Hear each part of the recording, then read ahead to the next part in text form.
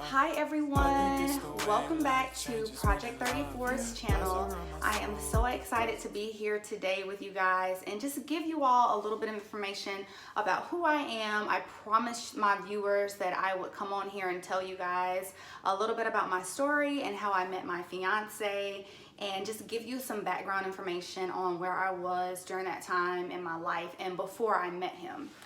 So I ended up getting engaged in May of this year, and it happened unexpectedly. It was a very big surprise. It was very sweet. We got engaged in New York, and we were actually going to New York for my fiance's birthday. So I was, expecting to be out there to celebrate him, and to my surprise, we ended up celebrating an engagement. So I just want to give you guys a little bit of a little bit about me and how it happened, where I was prior to meeting him, how we have started to combine our lives together. So I met Kendall last year in May. So we literally got engaged just a little bit before a year of actually meeting each other. And so let me just give you some background history on me dating and where I was in dating. So I had been single since 2013. So, I had been dating back and forth. It took me a little while to get back out there and start dating seriously, like seeing if there are any prospects here and there. And I know most of you ladies know that dating in Atlanta is hard. And probably some of the guys know that dating in Atlanta is pretty difficult, just because you tend to meet people that maybe aren't on the same wavelength as you. You could be wanting something more serious. They could be wanting something that's temporary. And I found myself in those situations where, mentally I was in this place where I wanted something with more depth. I wanted something that was more serious, something that could actually turn into, a serious committed relationship. So I had been dating, and about 6 months before I met Kendall, I just completely radio silenced everybody and everything in my life. And I felt like it was necessary, because the people that I had been dating, I won't say that. I don't think it was so much about the people that I had been dating. I think it was about me. I was looking to fulfill an area of my life that wasn't being fulfilled, and it just created a deeper hole. So I got to a point where I just stopped dating. And I was okay with that. I was okay with being alone. I was okay with being by myself. In my heart, I knew I wanted to be married again, and I knew that I wanted to date, and I knew that I wanted a serious committed relationship, but I was not willing to compromise certain parts and pieces of myself anymore. So I just, I radio silenced everyone in my life that had been kind of hanging along, just wasn't really serving a purpose. I had to just do away with it. And I feel like this was the best option for me, because there were still some areas of my life that I needed to heal from. So I remember, talking to some of my girlfriends, just being so aggravated. Like, when am I gonna meet him? I'm ready. Like, come on. Like, I'm a young woman. I'm trying to do everything the right way. I'm trying to, vet these guys, and I'm a good woman. So what's the problem? Like, really, what's the problem? And now, hindsight is 2020. Now I understand that I don't think that there was a problem per se, but I needed to work on me. So in my time of working on me, this 6 months of just being alone with myself, getting to a point where I really understood who I was after all the smoke cleared. So after a divorce, after having a baby, I really needed to know who I was. And the only way for me to figure that out and do that is if I spent quality time with myself. And my quality time looked like going out to eat solo. It looked like me being at home, just me and my daughter. And, you know, after I would put her to bed, I would read. I read so much, and I read the Bible. I read Jodi Picoult books, who's a great author, by the way. She writes a lot of fiction novels, and she's awesome. But anyway, so I read a lot. I started to acquire I started to acquire a taste more for wine. And so those became some of my hobbies, and just enjoying being single, enjoying myself, figuring out, understanding what made me happy. And, you know, it really did work. So I got to a place where I was just content. I was content with being single. I was content with being a single mom. I was content with, you know, just who I was in that moment, and understanding myself and affirming myself daily. I had this big box. It was a shoebox, literally a shoebox full of index cards where I wrote down my prayers before I went to bed, like things that I was petitioning God for, and different qualities and characteristics that I wanted in a husband, and different qualities and characteristics that I wanted to develop in myself. So this time that I spent, you know, in silence, alone, just cultivating who Justina really is, really turned out for the best. So I'll fast forward to me and my girlfriend going out one night. So I remember distinctly her being over at my townhouse, and we were kind of pre-gaming. So we had like a couple of glasses of wine. We were just talking, and I was like, okay, Tasha, tonight I am open. I'm open to meeting somebody. I'm open to whoever the universe places into my life. And I remember us talking about that, and she was like, okay, like, let's go out, let's have a good time. So what's funny about that evening is I didn't feel cute at all. So I had like this ponytail, like this low bun ponytail. I was getting my hair done the next day. So my hair was just looking kind of like, ugh.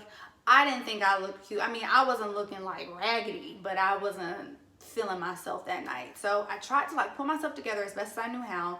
We were going to one of my girlfriend's sister's graduation parties. So we get out of the house, we go over to the spot. They weren't there yet. And so we were like, well, we want to go somewhere, you know, that's like fun, upbeat, somewhere that we know. This was an area that we don't go out in often. So Tasha was like, well, let's go to our same old spot, you know, our number one go-to. We know we're gonna have a good time. I was content with going home because I didn't feel all that cute, but I was like, I'm not gonna be a Debbie Downer. You know, we're out to have a good time. We don't do this very often, so let's get out of the house, let's go out, let's have fun. So we get to this spot, and you know, we're looking for a place to sit. No places to sit. So we walked to the back of the lounge, and that's when I saw Kendall, and I was like, wow, he's really cute. And so he definitely caught my eye, and I guess I caught his eye too, because during the night he, you know, motioned for me and my friend to come over, and we sit and we talk all night. And there was something very unique about him that I cannot describe. It was like, you know, that saying, a je ne sais quoi. And we just connected. It was like a soul connection, so to speak. So we talked the whole night. We danced all night. And to my surprise, he doesn't go out often either, but he was there just to hang out with his boys, have a good time. And the date, first of all, it wasn't supposed to be a date. But it turned into a date that never ended. So we ended up going to our Thomas to have breakfast, and we just had a wonderful time. And we literally have not been apart ever since. There have been some instances where I've had to go out of town for work, or he's had to go out of town. But other than that, there hasn't been an intentional separation of us. And I think that's one of the magnificent things about our relationship is that we choose each other, and we chose each other, and we love being around one another. It's something that I can attribute to my emotional health.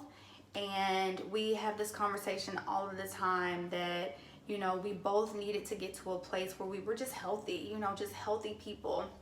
So, if you guys want me to, go into more detail about it, then I will. But I think the biggest takeaway from this conversation is, spend time getting to know you.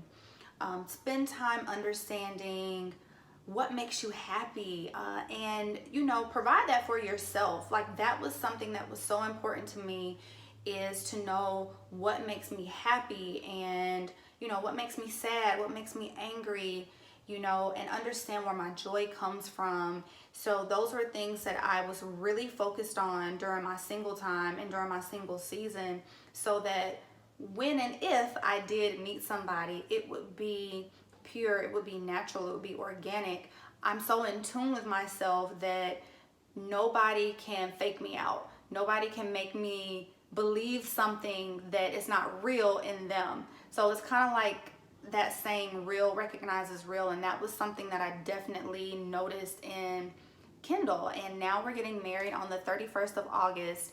So I want to give, give you ladies hope that, if it's something that you desire, don't let anybody tell you that all the good men are gone. There's nobody else out here. Like, there are some really great men out here, and there are some men that are looking for the exact same thing as you. Since I've been in a relationship with this man, it has changed my whole perspective on men and how they think and how they feel.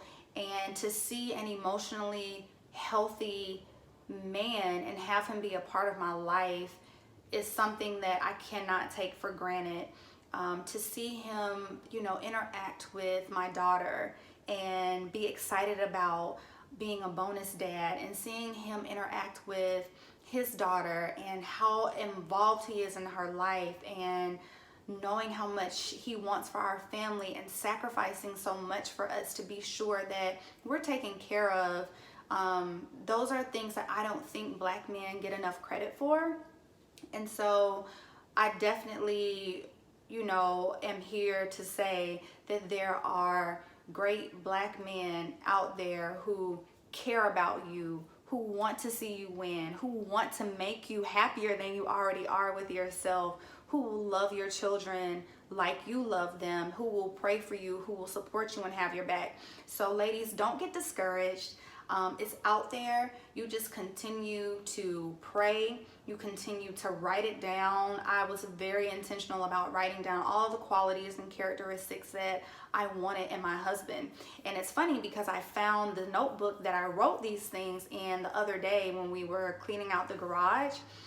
And so I took a moment to show it to Kendall, because I was telling him, I have this notebook that I wrote all these qualities and characteristics down, and I want to see, how you add up to it. So I was reading them off to him, and both of us were standing there really? This is, it was completely him, everything that I wanted, and more than I knew I needed in a life partner. And so you guys, just don't give up hope. Continue to work on yourself.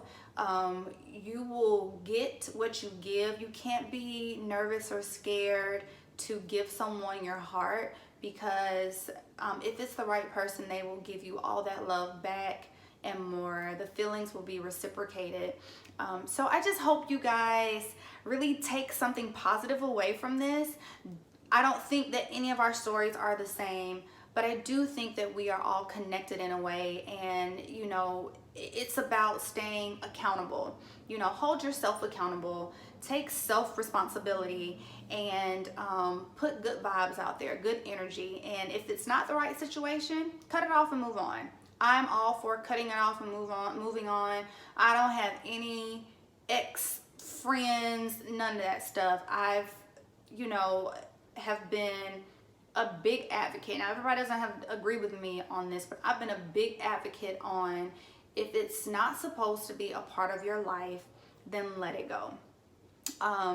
So I hope you guys enjoyed this. If you want any more detailed information, let me know. Thank you guys so much for watching. Have an excellent Thursday. I think it's the way life changes.